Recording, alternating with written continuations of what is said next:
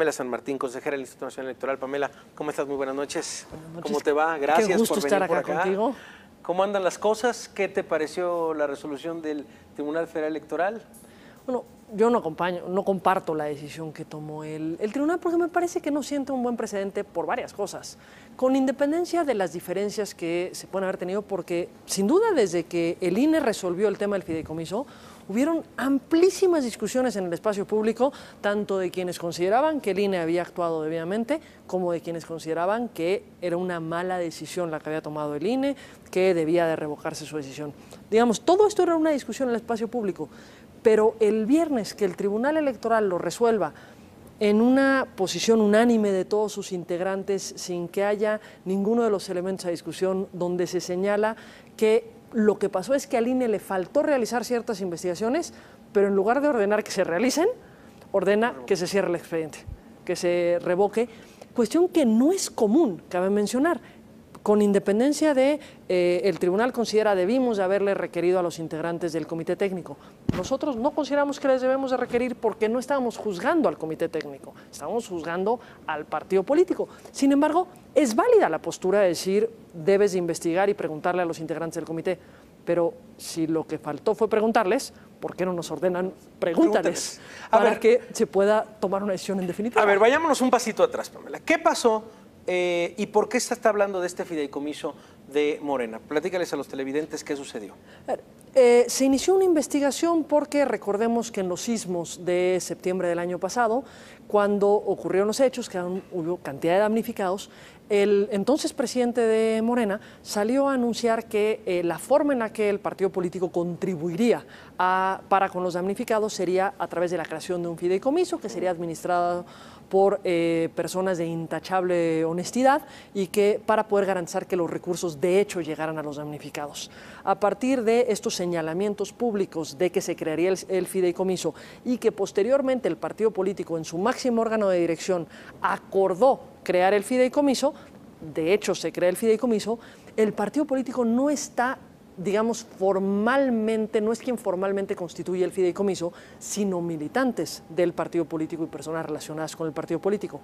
A partir de la creación del fideicomiso, se decide que los dineros deben de ingresar ya sea por cheque o transferencia y que cuando se revisa cómo ingresaron los recursos, se advierte que los recursos que son identificables, porque se entregaron vía cheque o transferencia, son básicamente todos a partir de transferencias de militantes o, digamos, personas relacionadas con el partido político, y hay una parte que son recursos de empresas, que esto no es un recurso permitido para los partidos políticos, o recursos desconocidos, porque tenemos un porcentaje que 44 millones, si no me falla la memoria, que son ingresados en efectivo. Es decir, no se puede conocer el origen. De quién provinieron estos recursos. Y al momento de identificar cómo se realizaron los recursos, se advierten cuestiones peculiares o atípicas, llamémoslo así. Es decir, que el ingreso de los recursos en efectivo fue dándose en momentos muy cercanos, es decir, de pronto con una diferencia de minutos, ingresaba una persona, luego otra, luego otra, luego otra, la misma sucursal bancaria, a hacer depósitos de 50,000 pesos cada uno de ellos al fideicomiso en efectivo. Cuestión atípica, digamos, sin ponerle más adjetivos. Pero todas las personas identificables están relacionadas con el partido. Después estamos ante cómo sale el dinero. Todo el dinero sale en efectivo hacia quienes serían los encargados de entregarlo a los que se denominan sujetos de apoyo en el fideicomiso, es decir, a los damnificados. Pero quienes reciben el recurso en efectivo para entregarlo a los damnificados también son personas vinculadas con el partido político. A partir de ver este esquema, a la conclusión a la que llegamos en el instituto es que no podías desvincular al partido político de la creación del fideicomiso, los ingresos del fideicomiso y los egresos del fideicomiso. Y precisamente por eso se multó al partido político porque no reportó al INE el hecho de haber creado un fideicomiso, no reportó los ingresos, hubieron ingresos no permitidos para partidos políticos, es decir, personas desconocidas y personas morales, y los egresos tampoco los reportó. Todo esto, digamos, son esquemas de financiamiento que tendrían que ser reportados a la autoridad precisamente para garantizar una transparencia y un adecuado origen y destino de los recursos de los partidos políticos. A ver, perdón, pero creo que la fotografía está muy clara. A ver, lo que nos acabas de decir no deja dudas a este esquema de fideicomiso, este esquema creado, hay que decirlo, por Morena, por militantes de Morena. Aquí tuvimos al propio Horacio Duarte diciéndonos, no, bueno, es que no es de Morena. Oye, pero la dirección del fideicomiso es la dirección del partido de Morena. Están ligados personas de Morena directamente. A ver, se arma toda esta investigación, el Instituto Nacional Electoral da su veredicto, da su sentencia, de alguna manera la multa directamente a Morena, pasa al tribunal y específicamente qué sucede en el tribunal que rechaza esta multa. ¿Cuál es la justificación del tribunal directamente? El tribunal señala que lo que es estos elementos que te acabo de narrar son inferencias que no fueron completamente probadas. Y no fueron completamente probadas porque debimos de haber consultado, requerido información a los integrantes del fideicomiso, es decir, a quienes administraban formalmente el fideicomiso, puesto que al estar hablando del fideicomiso era relevante lo que ellos nos señalaran. También tendríamos que haberle requerido a las autoridades hacendarias por si habían realizado alguna investigación en torno a estos depósitos atípicos que se recibieron en el fideicomiso para poder tomar en cuenta esas investigaciones, y también tendríamos que haber investigado con aquellas personas que recibieron los recursos, quienes sacaron los recursos del banco y quienes recibieron los recursos, es decir, los sujetos de apoyo o damnificados de este fideicomiso, para poder identificar para poder tener la historia completa y a partir de esta historia poder llegar a una conclusión y determinar si había un fin político o electoral en la utilización de los recursos. Al no haber realizado estas cuestiones que el tribunal considera que eran necesarias, pues ¿se pudo haber regresado el caso al INE? Para seguir la investigación. En todos los casos donde el tribunal nos ha dicho que hay una investigación incompleta o que no hemos dado oportunidad de que alguien se defienda, en todos los casos nos ha revocado, cuando se trata de una sanción, nos ha revocado para que investiguemos, para que continuemos con la investigación, para que requiramos la información, para que demos la garantía de audiencia. El único caso que yo recuerdo en el que tuvo una decisión similar, también fue un caso muy cuestionado, que es el caso del Partido Verde. Recordemos en el 2009, cuando hubo una discusión de adquisición de tiempos en televisión porque Raúl Araiza salía con la camisa de Soy Verde.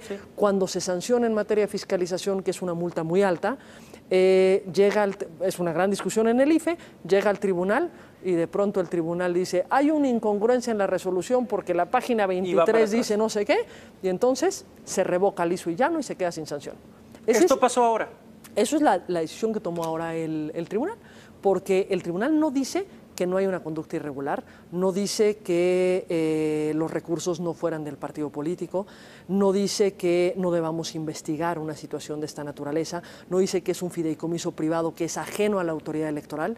Lo que dice es, no se investigó completamente, sin embargo, no ordena termine sin investigar. Podemos discutir acerca de si era necesario hacer las diligencias que quería el tribunal o que el tribunal considera que faltaban, pero se podían haber realizado. Claro. Y a partir de realizarlas, llegar a una conclusión en el mismo sentido o en un sentido distinto, porque también investigar significa dar oportunidad de conocer los demás elementos que no has considerado. Bueno, vaya precedente y vaya sentencia directamente del tribunal. ¿Qué pasa en estos casos? ¿Hay algo por hacer o es ya una sentencia dada? Es una decisión definitiva, inatacable, y ya queda así porque ni siquiera nos ordenan a nosotros que dejemos sin efectos la multa. El propio tribunal deja sin efectos la multa.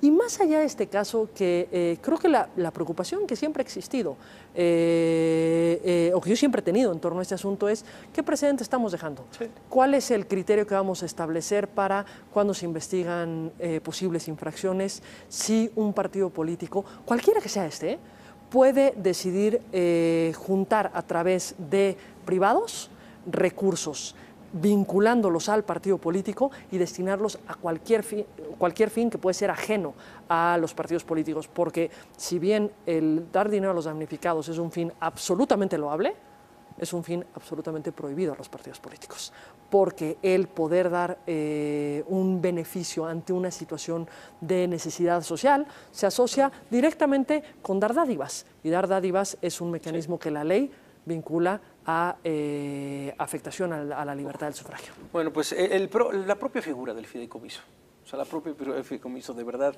es tan simple como el análisis de eso, de lo que sucedió, la manera en la que entró, la manera en la que salió el dinero. Le vamos a dar seguimiento a este tema que parece ya acabado, pero como precedente hay que subrayarlo. Es interesante lo que sale el tribunal a decir, pero también la postura del Instituto Nacional Electoral y de ciertos consejeros como tu voz, Pamela. ¿Qué sigue en esta chamba del INE después de la elección? ¿Cómo va el tema electoral en algunos temas? Pues ahorita ya terminamos todas las actividades que correspondían a este proceso electoral, ¿sí? 2017-2018, ya está instalado las cámaras del Congreso de la Unión, ya pues está validada la elección presidencial por parte del tribunal. Entonces las distintas actividades de este proceso electoral han terminado. Está pendiente que el día 12 se pronuncie el Consejo sobre la pérdida del registro de los dos partidos políticos que no alcanzaron el 3% de la votación, Nueva Alianza y Encuentro Social. El día de hoy la Junta General Ejecutiva del INE inició el procedimiento para poder determinar la pérdida de registro. Ya el día 12 de septiembre conocerá el Consejo General, pero desde que se tuvo el cómputo de que no habían alcanzado el 3% según los cómputos distritales, es decir, la semana siguiente a la jornada electoral, ya se había, desde ese momento entró a una etapa de lo que llamamos de prevención para que se fueran cuidando los recursos y poder, una vez se decrete la pérdida de registro, entrar a la etapa de liquidación para que pues se puedan destinar los recursos a pagar los adeudos laborales, los adeudos a proveedores, las multas, los impuestos y el resto que pueda regresar al erario público. ¿Puebla está en cancha del tribunal? Está todavía Puebla en cancha del tribunal local. Todavía no resuelve el tribunal local, está pendiente para que, si se impugna, llegue al tribunal federal, y me parece que será sin duda una resolución que será relevante por los hechos ocurridos en Puebla el día de la jornada electoral, que me parece que tendrán que ser analizados por el tribunal electoral. Bueno, pues siempre es un placer hablar contigo, Pamela. Ella es Pamela San Martín, consejera del Instituto Nacional Electoral. Gracias por estar esta noche por acá, Pamela. Es un gusto. Gracias, de verdad. Bueno, pues nosotros vamos rápidamente con esta historia, producción. Bueno, pues nosotros nos vamos. Esto fue La Notadura. Yo soy Javier Risco, pero lo dejo con esta historia. El chef mexicano Enrique Casarrubias abrió este año en el corazón de París el restaurante de alta cocina Oxte, que busca poner en alto los productos y la gastronomía mexicana dentro de la cocina francesa. Bueno, vamos a despedirnos con dulces sueños y también con un antojo. Pásela bien, nos vemos mañana a 10:30 de la noche.